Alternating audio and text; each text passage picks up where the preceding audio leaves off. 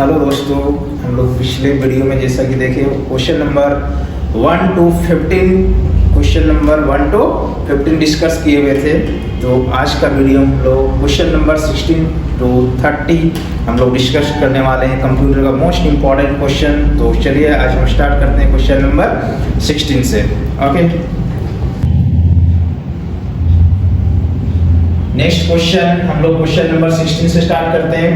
पिछला टॉपिक में हम लोग देखे थे क्वेश्चन नंबर 15 तक। तो चलिए आज से स्टार्ट करते हैं। आज का टॉपिक है क्वेश्चन नंबर 16 से शॉर्टकट की ऑफ फोल्डर क्रिएशन। आप डेस्कटॉप में फोल्डर को क्रिएशन शॉर्टकट तरीके से कैसे करेंगे। आपसे अगर कोई पूछे कि आप डेस्कटॉप में फोल्डर को क्रिएट कैसे कर सकते हैं शॉर्टकट, माउस का माध्यम से नहीं, कीबोर्ड के माध्यम से, तो आप क्या करेंगे।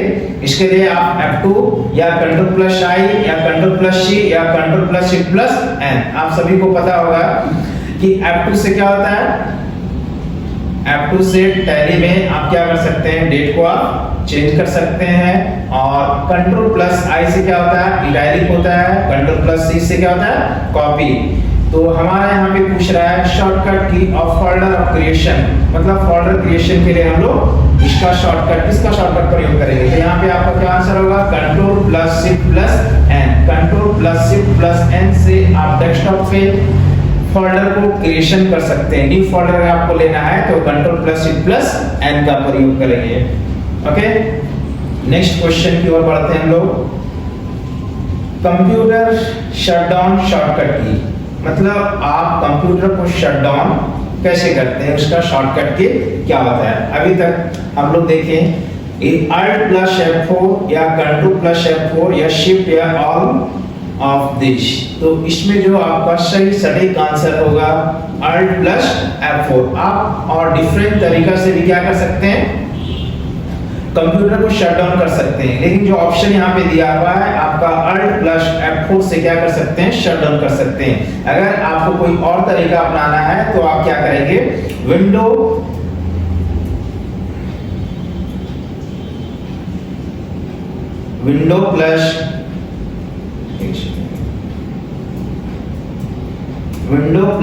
X+U करके भी आप क्या कर सकते हैं, कंप्यूटर को शट डाउन कर सकते हैं। अगर आपसे कोई पूछे कि कंप्यूटर को शट डाउन करने का क्या तरीका है, तो ऑप्शन में जो दिया हुआ है इसमें Alt+F4 दिया हुआ है। लेकिन अगर आपको कोई बोले कि विंडो के साथ अगर दूसरा तरीका बताइए, तो आप क्या करेंगे, विंडो के साथ X+W प्रेस करने के बाद आप क्या कर सकते हैं, कंप्यूटर को शट डाउन कर सकते हैं।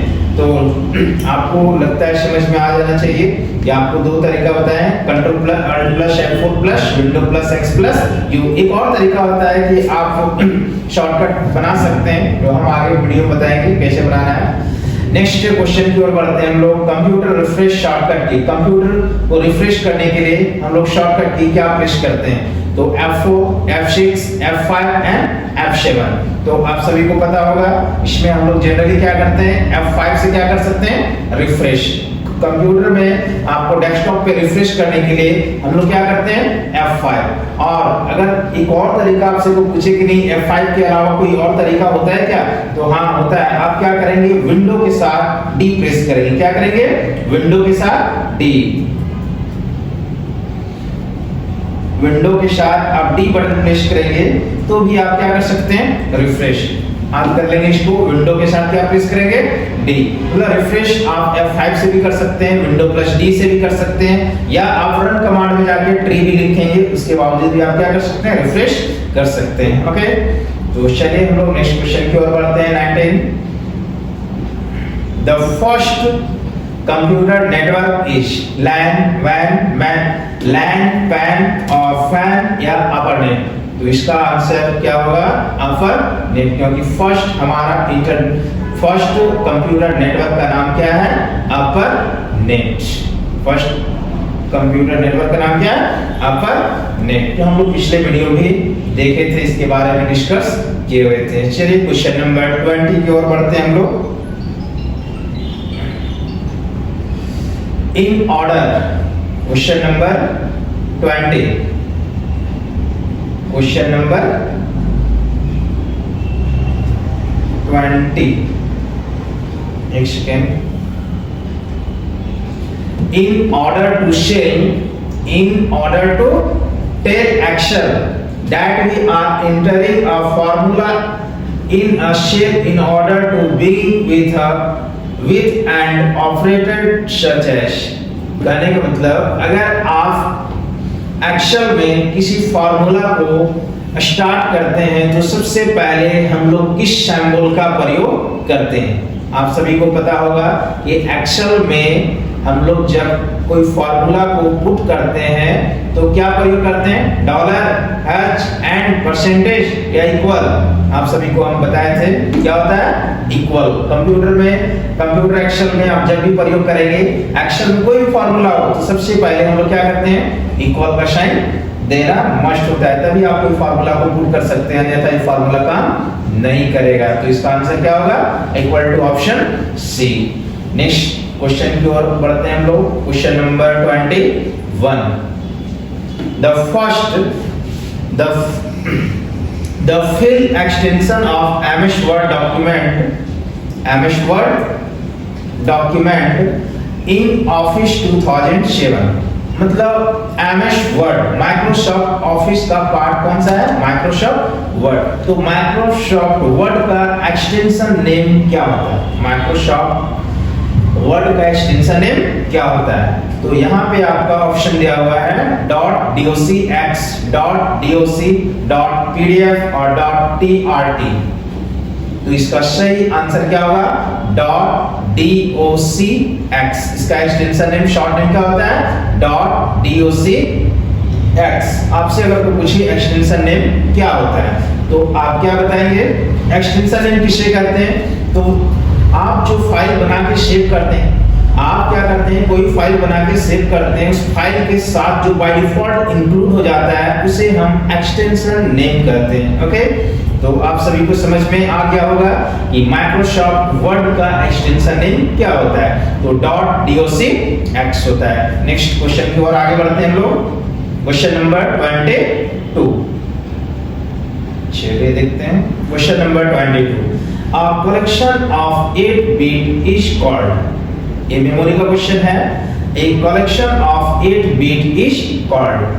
8 बिट के बराबर कितना बाइट होता है, या वर्ड होता है, या निबल होता है, या रिकॉर्ड होता है। आप सभी को बताए थे, आप नहीं बताया तो आप देख लेंगे क्या होता है इसमें, बाइट, रिकॉर्ड, वर्ड या निबल। तो इसका सही करेक्ट आंसर क्या होगा, बाइट, क्योंकि 8 बिट के बराबर क्या होता है, 1 बाइट होता है। आपसे अगर कोई पूछेगा कि 8 बिट के बराबर क्या होता है तो आप बताएंगे 1 bite.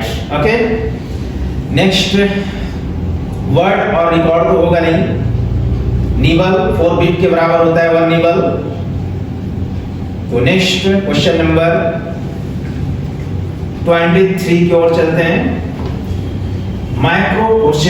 Microprocessor was introduced in which generation of computer.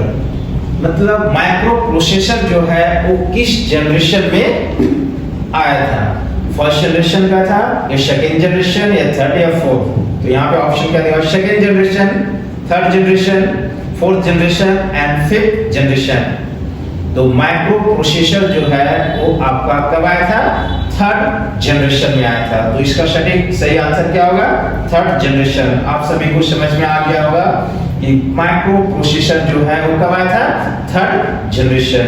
अगर आपसे कोई पूछते कि इसमें सेकेंड जनरेशन में क्या आया था तो आप क्या बताएंगे, ट्रांजिस्टर। सेकेंड जनरेशन में क्या आया था, ट्रांजिस्टर।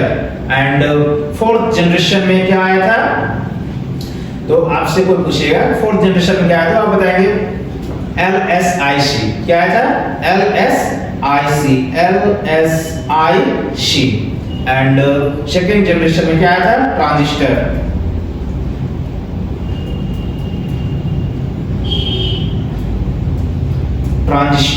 एंड फिफ्थ जनरेशन में आया था आर्टिफिशियल इंटेलिजेंस। क्या था, आर्टिफिशियल इंटेलिजेंस। इसको ब्रैकेट में रख देते हैं, अगर आपको लगे कि इसको याद करना है तो याद कर लेंगे। इसको कैपिटल लेटर कर देते हैं। यस, आप सभी को पता होगा अपर केस करना। यहां से आप अपर केस कर सकते हैं।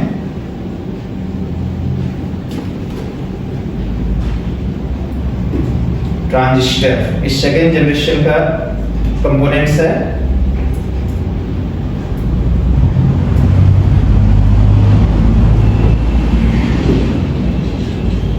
नेक्स्ट क्वेश्चन की ओर बढ़ते हैं हम लोग। माइक्रोसॉफ्ट ऑफिस क्वेश्चन नंबर 24, ध्यान देंगे क्वेश्चन नंबर 24। माइक्रोसॉफ्ट ऑफिस क्या बोल रहा है? Microsoft office is an example of, Microsoft office is an example of, ये क्या है? एक मार्केट सॉफ्टवेयर है या क्लोज सोर्स सॉफ्टवेयर है, ओपन सोर्स सॉफ्टवेयर है या वर्टिकल मार्केट सॉफ्टवेयर। तो ये इसका सही आंसर क्या होगा? Horizontal market software. इसे हम क्या बोलते हैं? हॉरिजॉन्टल मार्केट सॉफ्टवेयर, जिसको आप एप्लीकेशन सॉफ्टवेयर के नाम से भी आप जानते हैं। किसको? माइक्रोसॉफ्ट ऑफिस को। ओके, तो इसका सही आंसर क्या होगा? Horizontal market software. चलिए क्वेश्चन नंबर 25 की ओर बढ़ते हैं हम लोग। क्या है क्वेश्चन देखेंगे। Which is not a font style? Which is not a font style? इनमें से कौन सा फॉन्ट स्टाइल नहीं है? क्या आप सभी को पता है? बोल्ड, इटैलिक, सुपरस्क्रिप्ट और रेगुलर। आप कमेंट में लिख सकते हैं इसका क्या आंसर होगा, बताएंगे आप लोग। बोल्ड, इटैलिक, सुपरस्क्रिप्ट और रेगुलर। इसमें यहाँ पूछ रहा है कि फॉन्ट स्टाइल कौन सा नहीं है। तो सबसे पहली बात, ये बोल्ड जो आप देख रहे हैं, बोल्ड तो फॉन्ट स्टाइल में आता है, देख सकते हैं आप यहाँ पर भी ऑप्शन ऊपर में शो कर रहा है, आप देखना चाहेंगे फॉन्ट। यहाँ पे देखिए बोल्ड, इटैलिक और रेगुलर आपका रहता है इसमें फॉन्ट में, मतलब ये फॉन्ट है। बोल्ड क्या है? एक फॉन्ट है, इटैलिक भी क्या है? फॉन्ट है, और रेगुलर भी क्या है? फॉन्ट है। तो हमारा क्या है? एक सुपर स्क्रिप्ट बचता है। तो सुपर स्क्रिप्ट क्या है हमारा? फॉन्ट में नहीं आता है। फॉन्ट मतलब लिखने का जो राइटिंग स्टाइल होता है वो। तो हम बोल्ड में लिख सकते हैं, इटैलिक में लिख सकते हैं, रेगुलर में लिख सकते हैं। क्या सुपर स्क्रिप्ट में लिख सकते हैं? सुपर स्क्रिप्ट का मीनिंग क्या होता है? देख सकते हैं आप यहाँ पे। सुपर स्क्रिप्ट मतलब x² या a+b का होल स्क्वायर अगर आप लिखना चाहेंगे तो क्या कोई फार्मूला या टेक्स्ट हम लोग लिखते हैं, उसमें हम लोग प्रयोग करते हैं क्या? a+b का होल स्क्वायर लिखना है तो हम यहाँ पे स्क्वायर कैसे करते हैं? तो हम लोग जाते हैं सिलेक्ट करके सुपर स्क्रिप्ट में, क्या करते हैं? सुपर। तो इसमें हम लोग टेक्स्ट को हम नहीं लिख सकते हैं, इस तरह का हम लोग कोई टेक्स्ट को लिख नहीं सकते, सिर्फ एक फार्मूला के लिए हम लोग प्रयोग कर सकते हैं। किसको? Super script. तो ये हमारा फॉन्ट स्टाइल नहीं है। तो आपसे अगर पूछे कि बोल्ड, इटैलिक और रेगुलर ये सब सारा क्या हमारा फॉन्ट स्टाइल है, ये सब फॉन्ट स्टाइल है, ये फॉन्ट स्टाइल आपका नहीं है। ओके, नेक्स्ट क्वेश्चन की ओर बढ़ते हैं। The smallest unit of data in computer is, the smallest unit of data in computer is, इनमें से सबसे छोटा मेमोरी का, एक तरह से मेमोरी का जो सबसे छोटा इकाई क्या होता है? बीट, केबी, निबल या बाइट। आप सभी को पता है 8 बीट के बराबर 1 बाइट होता है, 1024 बाइट के बराबर 1 केबी होता है, और 4 बीट के बराबर होता है क्या? 1 निबल, और 1024 बाइट के बराबर होता है, 1024 बीट के बराबर कितना होता है? 1 बाइट। तो यहाँ पे जो हमारा आंसर द स्मॉलेस्ट पूछ रहा है, the smallest unit of data in computer, तो सबसे स्मॉलेस्ट कौन सा हमारा होगा? निबल, क्योंकि 4 बीट के बराबर क्या होता है? 1 निबल। कितना बीट के बराबर होता है? 4 बीट। तो आप इसको देख सकते हैं कितना बीट के बराबर होता है? 4 बीट के बराबर कितना होता है? 1 निबल। तो सबसे छोटा इकाई आपका क्या है? निबल। नेक्स्ट चलिए क्वेश्चन की ओर बढ़ते हैं लोग। Question number 27। Question number 27। In computer system 1 nibble equal to, just अभी हम बताएं आप लोग को, 1 निबल इक्वल टू कितना होता है? 4 बीट। कितने के बराबर होता है? 4 बीट। 4 बीट के बराबर क्या होता है? 1 निबल होता है। तो इसका आंसर क्या होगा? सही करेक्ट आंसर 4 बीट। तो आप इसको हाईलाइट कर दे रहे हैं, आप पढ़ लेंगे इसको। नेक्स्ट क्वेश्चन है आपका 1 byte. 1 byte equal to 1 byte कितना के बराबर होता है? तो 8 बीट के बराबर। 8 बीट के बराबर कितना होता है? 1 बाइट। 1 निबल नहीं, आपका 4 बीट के बराबर 1 निबल होता है। 1024 बिट बाइट के बराबर 1 केबी होता है, 4 बिट के बराबर 1 निबल होता है। तो हमारा यहाँ पे 1 बाइट पूछ रहा है, 1 बाइट इक्वल टू कितना होता है, 8 बिट के बराबर 1 बाइट। 8 बिट के बराबर कितना होता है, 1 बाइट। तो इसका सही आंसर क्या होगा, 8 bit. Next question number 29, in memory full name of KB. In memory full name of KB. KB का फुल फॉर्म पूछ रहा है इसमें, क्या पूछ रहा है, केबी का फुल फॉर्म। तो यहाँ देखिए बहुत 4 ऑप्शन दिया हुआ है, no bit, nibble and kilobyte and किलोइट।